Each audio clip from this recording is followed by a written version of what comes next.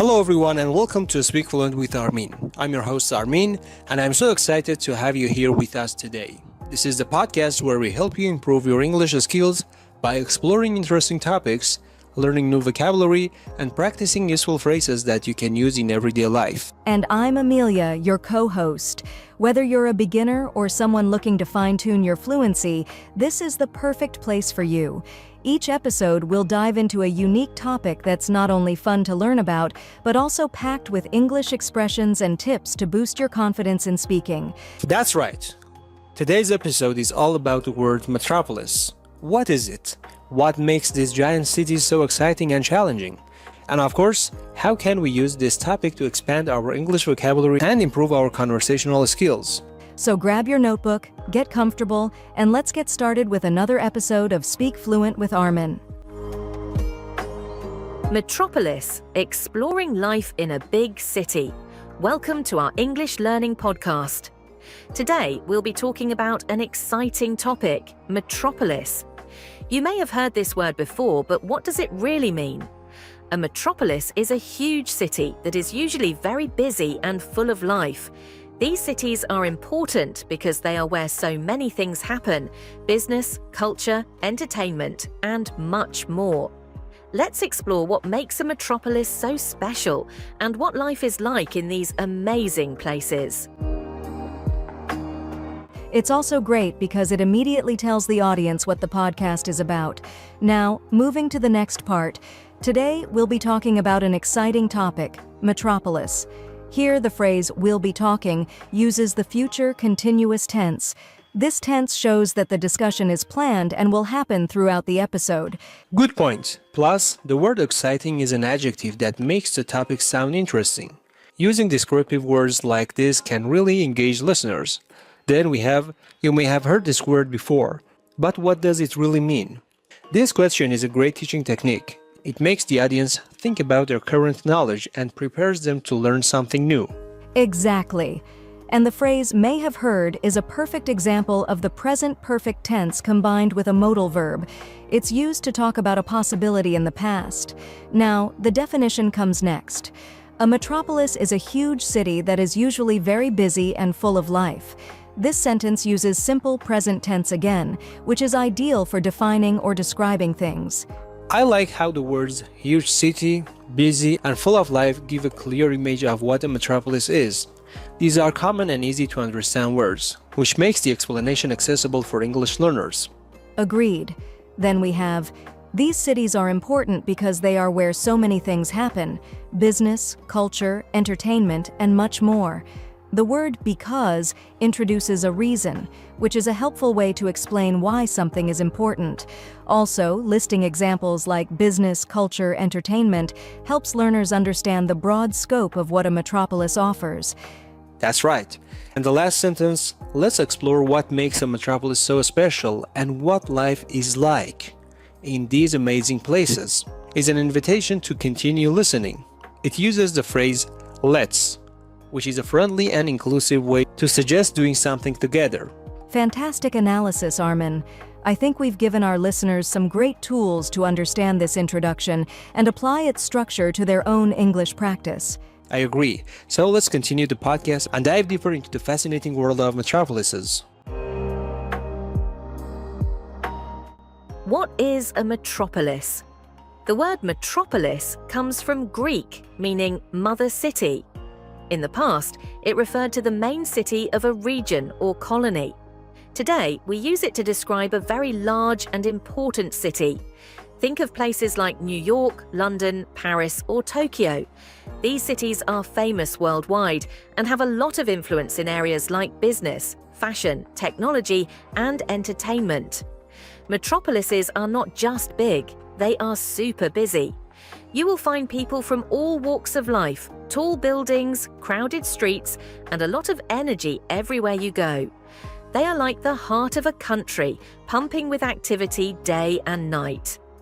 Why are metropolises important? Metropolises are important for many reasons. First, they are economic centres, meaning they are home to big companies and industries. Many people come to these cities for work because there are so many opportunities. For example, someone might move to New York City to work on Wall Street or to Los Angeles to try to become an actor. Second, metropolises are also cultural hubs. They are full of museums, art galleries, theatres, and famous landmarks. Think about the Eiffel Tower in Paris or Times Square in New York City. These places attract tourists from all over the world, making the cities even more lively and diverse. Finally, metropolises often set global trends. Whether it's in fashion, technology, or food, what happens in these cities usually spreads to other parts of the world. Alright, the first part explains what a metropolis is. What stands out to you?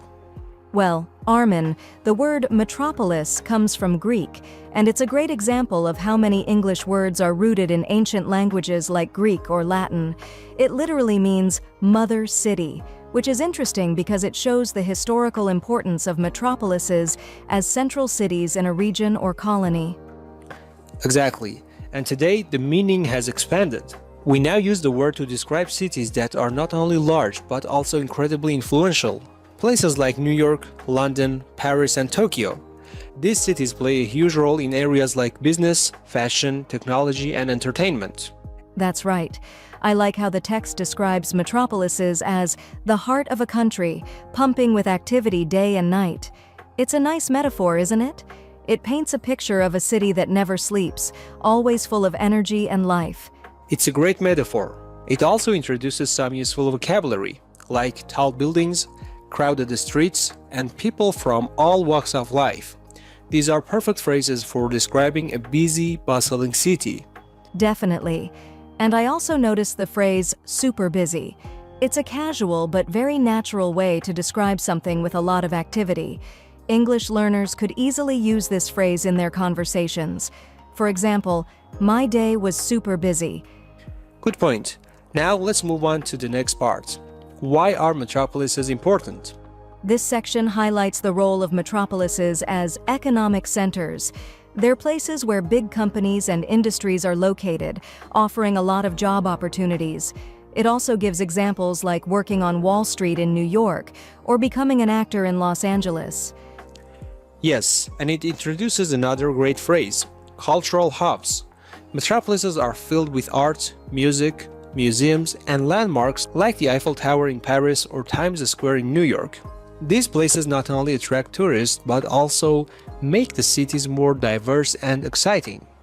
I also liked how the text says metropolises often set global trends. This means that what happens in these cities, whether it's a new style in fashion or a technology breakthrough, can influence the entire world. Great observation. And for learners, this is an excellent opportunity to practice discussing topics like trends, culture, and opportunities. Now, let's continue the podcast and dive even deeper into the world of metropolises. Life in a metropolis. Living in a metropolis can be both exciting and challenging. Let's talk about the good parts first. Opportunities everywhere. In a metropolis, you can find opportunities for work, education, and entertainment. There are jobs in almost every field, from business and technology to art and music. Plus, the universities and schools in these cities are some of the best in the world. Diversity and culture. Metropolises are like a melting pot, where people from different cultures come together. You can meet people from all over the world, try foods from different countries, and celebrate international festivals. For example, you might enjoy Chinese New Year in San Francisco or Diwali in London. Entertainment all the time. If you love staying busy, you will never get bored in a metropolis. There are concerts, theatres, movies, sports events, and so much more. The nightlife is also amazing, with restaurants, bars, and clubs open late into the night. We're looking at a paragraph titled Life in a Metropolis. It gives us a nice balance of positive and challenges, starting with the good parts. The structure here is clear and easy to follow, which is something English learners should note when writing or speaking. Exactly, Armin. The writer starts with a general statement: living in a metropolis can be both exciting and challenging. This is a great way to introduce a topic. The word exciting suggests something positive and fun, while challenging hints at difficulties. Using contrasting words like these is a fantastic way to make your English sound more natural and balanced. Great point. Then we move into the details. The first point is opportunities everywhere. The word opportunities is important here. It's a noun that means chances to do something, like finding a job, studying, or having new experiences. This is a word English learners should remember because it's very common in both formal and informal English. Right. And the writer gives examples of these opportunities: jobs in different fields and world-class schools. Notice how the phrase from business and technology to art and music is used. It's a nice way to list examples, starting with one category and ending with another. This structure is super useful for explaining a range of things in English. Now let's talk about the second point, diversity and culture. I love the metaphor here. Metropolises are like a melting pot. This is a very common phrase in English, meaning a place where many different cultures mix together. It's both descriptive and easy to understand. Definitely. And the examples are relatable too. Chinese New Year in San Francisco and Diwali in London. Using real-world examples like this makes the writing more engaging and helps listeners or readers connect to the topic. Finally, we have entertainment all the time. I noticed the phrase, "you will never get bored." This is a great way to express something positive. English learners can also say, "it's always exciting" or "there is always something to do." And don't forget how the writer paints a picture of the nightlife: concerts, theaters, and even clubs open late. This is a good way to describe something in detail, using specific examples to make the description vivid. Agreed. Alright, Amlya, what do you think? Should we keep analyzing or move on to the next part of the podcast? Let's continue the podcast. Stay with us as we explore the challenges of living in a metropolis. There's so much more to learn. The challenges of city life. However, life in a metropolis isn't always easy. Let's look at some of the challenges: crowds and traffic. With so many people living in one place, it's no surprise that metropolises can be very crowded. Streets are often packed and traffic jams are a common problem. Public transportation, like buses and subways, can get really busy, especially during rush hour. Cost of living. Living in a metropolis can be expensive. Rent for apartments is often very high, and the price of food, transportation, and entertainment can add up quickly. People sometimes have to work very hard just to afford life in the city. Pollution and noise. Big cities often have problems with pollution, whether it's from cars, factories, or garbage. Noise is another issue. You might hear car horns, construction, or people talking late at night. Stress and fast-paced life. Life in a metropolis moves very fast. People are always in a hurry, which can sometimes feel stressful. It's important to take breaks and find time to relax, even in a busy city. Welcome back to Speak Fluent with Armeen. Let's dive into the next section of our topic, the challenges of city life. This is where we talk about some of the not-so-glamorous sides of living in a metropolis. Amlya, would you like to break this down for our listeners? Absolutely. Let's analyze this part step by step and highlight some useful vocabulary and expressions. Great. The first challenge mentioned is crowds and traffic. The text says, "With so many people living in one place, it's no surprise that metropolises can be very crowded." What do you notice about the word crowded, Amlya? Good question, Armin. Crowded is an adjective that describes a place filled with too many people or things. For example, you might say, "The subway was so crowded this morning that I couldn't even find a seat." It's a very common word, especially when describing big cities. That's right. And the phrase traffic jams is another useful term. A traffic jam happens when cars are stuck on the road and moving very slowly, usually because there are too many vehicles. You could say, "We were late to the meeting because of a terrible traffic jam." Perfect example. Now let's move to the second challenge, cost of living. This refers to how much money you need to spend to live in a particular place. In a sentence, you might say, "The cost of living in New York City is much higher than in smaller towns." I like that example. And don't forget the phrase adds up quickly.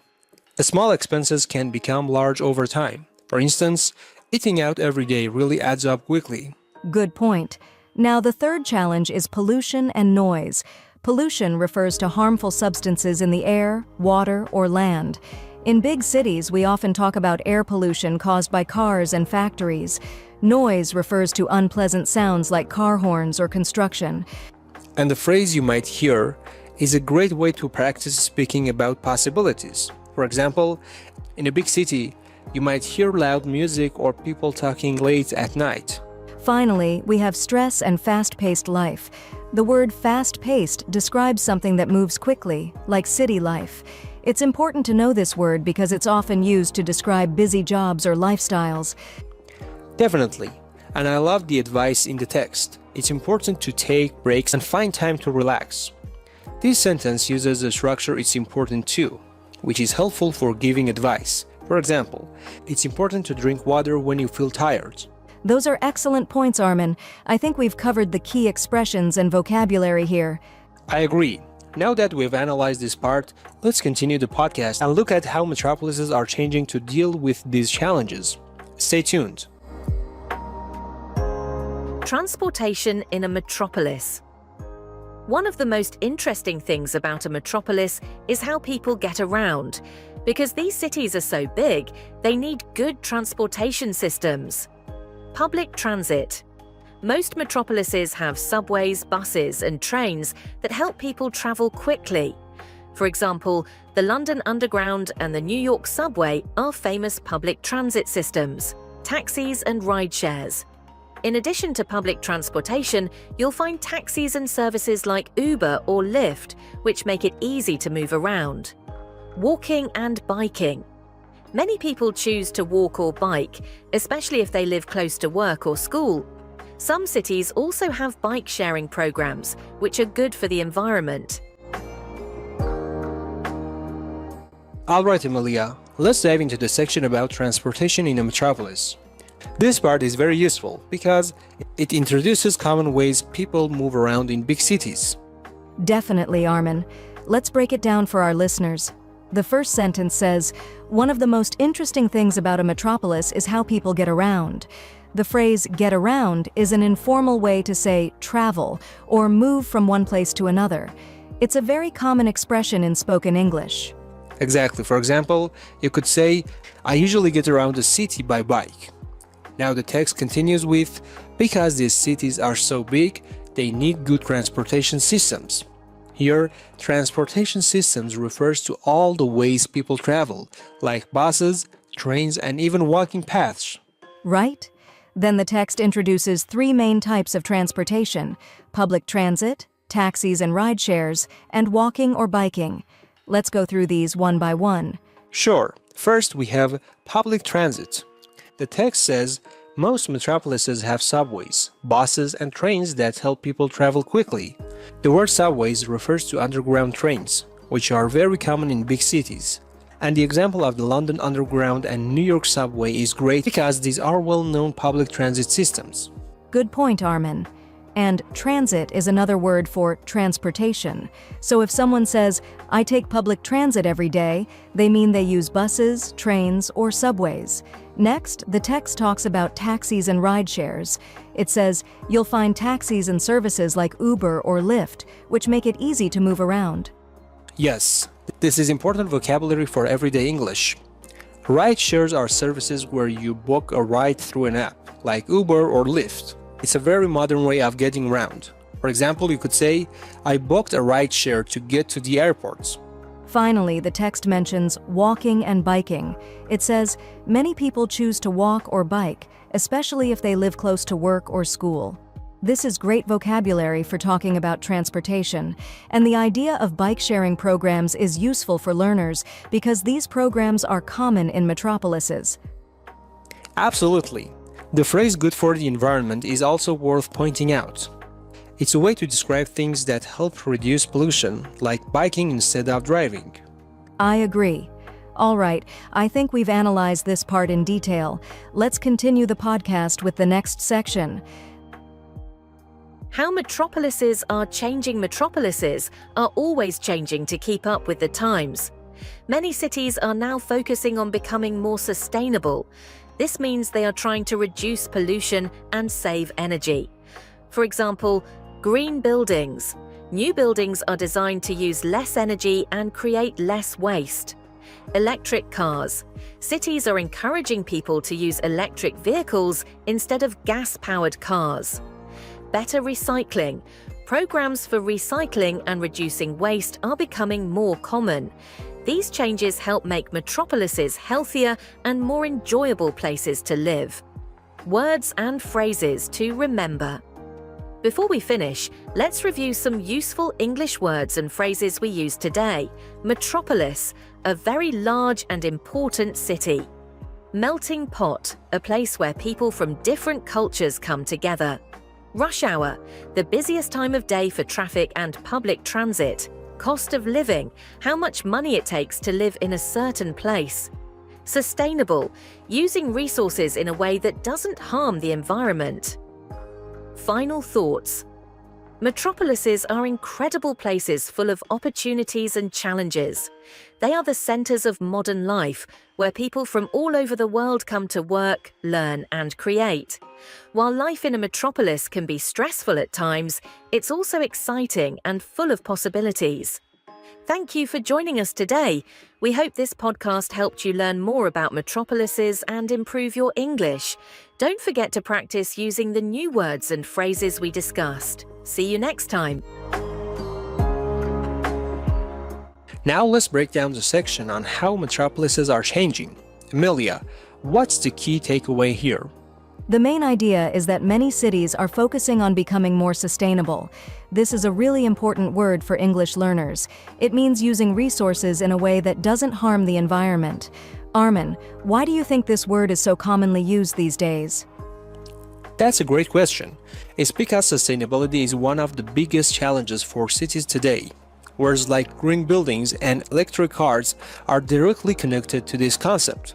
Let's dive into these examples. Sure. The first example is green buildings. These are buildings designed to use less energy and create less waste. The word green here doesn't mean the color. It symbolizes being environmentally friendly. Armin, can you give us a sentence using green buildings? Of course, here is an example. Many metropolises are investing in green buildings to reduce energy consumptions. Perfect. The second example is electric cars. These are cars powered by electricity instead of gasoline. The word encouraging is also worth noting. It means to motivate or support someone to do something.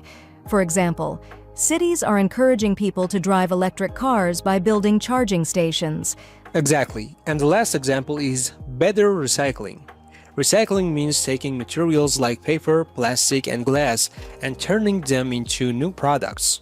The word program in this context refers to organized efforts or plans. For instance, recycling programs help reduce waste in crowded cities. That's a great example. These changes, green buildings, electric cars, and recycling, are all about making cities healthier and more enjoyable for people to live in. Before we end, let's review the words and phrases to remember from today's episode. Ameliya, can you remind our listeners? Sure. Today's key words are metropolis, a very large and important city; melting pot, a place where people from different cultures come together; rush hour, the busiest time of day for traffic and public transit; cost of living, how much money it takes to live in a certain place; sustainable, using resources in a way that doesn't harm the environment. Excellent. These words help you sound more fluent when talking about cities or urban life. That's all for today's episode.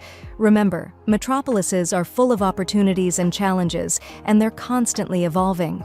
We hope you found this discussion interesting and helpful for your English learning journey. Thank you for joining us on Speak Fluent with Armeen. Don't forget to practice the vocabulary we covered and try using it in your own sentences. We will see you next time with another exciting topic to help you speak English confidently. Bye for now, and happy learning.